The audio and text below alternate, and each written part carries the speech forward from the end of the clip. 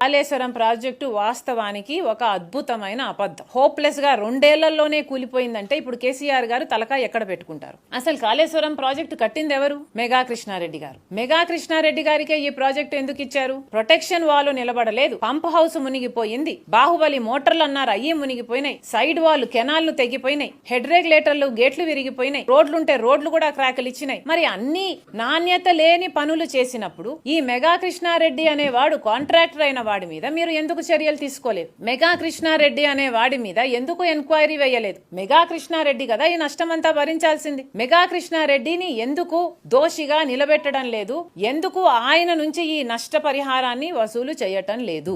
మన రాష్ట్రంలో ఈ మెగా కృష్ణారెడ్డి అనే మనిషికి ఈ ఒక్క కాళేశ్వరం ప్రాజెక్టే కాదు, ఎందుకని ప్రతి ప్రాజెక్టు మెగా కృష్ణారెడ్డికే ఇస్తున్నాడు కేసీఆర్ గారు. మిషన్ భగీరథ అనేది మరో పెద్ద ప్రాజెక్ట్. ఆ ప్రాజెక్ట్ లో ఎక్కువ శాతం పనులు చేస్తున్నది ఎవరు? మెగా కృష్ణారెడ్డి. పాలమూరు రంగారెడ్డి ప్రాజెక్టు ఎవరికి ఇచ్చారు? మళ్ళీ మెగా కృష్ణారెడ్డి. రోడ్ల పనులైనా మెగా కృష్ణారెడ్డి, మన ఊరు మనబడి పనులైనా మెగా కృష్ణారెడ్డికే ఇవ్వాలనుకున్నారు. ఆఖరి ఆర్టీసీకి నష్టం వచ్చినా సరే మెగా కృష్ణారెడ్డికి మాత్రం లాభం రావాలి అని అది కూడా మెగా కృష్ణారెడ్డికే ఇచ్చారు. ఎందుకని? మన రాష్ట్రంలో 80% ప్రాజెక్టులు ఒక్క మనిషికి ఎందుకు ఇస్తున్నారు?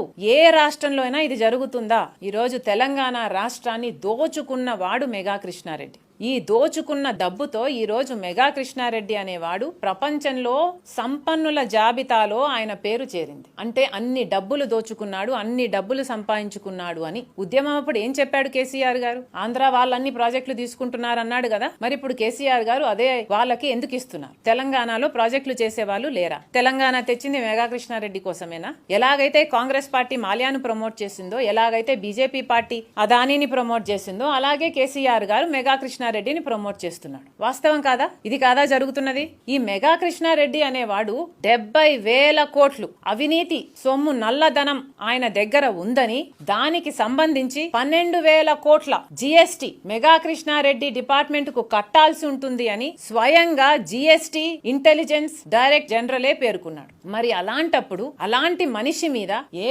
ఎంక్వైరీలు లేకుండా ఎందుకని మన రాష్ట్రంలో అన్ని ప్రాజెక్టులు ఆయన చేతుల్లోనే పెడుతున్నారు? ఎందుకంటే మెగా కృష్ణారెడ్డి అనేవాడు కేసీఆర్ గారి మనిషి. ఎందుకంటే మెగా కృష్ణారెడ్డికి ఏ ప్రాజెక్ట్ ఇచ్చినా కూడా దాంట్లో కేసీఆర్ గారికి వాటా ఉంది. ఎందుకంటే మెగా కృష్ణారెడ్డి కేసీఆర్ గారు పార్ట్నర్స్ కాబట్టి. మీరు చూస్తున్నారు ఐ డ్రీమ్ న్యూస్ ని. Please subscribe I dreams. For more videos, subscribe I dream. Please subscribe for more videos. I dream. For more videos Subscribe, I dream. Please subscribe. Subscribe I dream channel. Do subscribe. I dream. I dream ఛానల్ని subscribe చేయండి. Do watch I dream.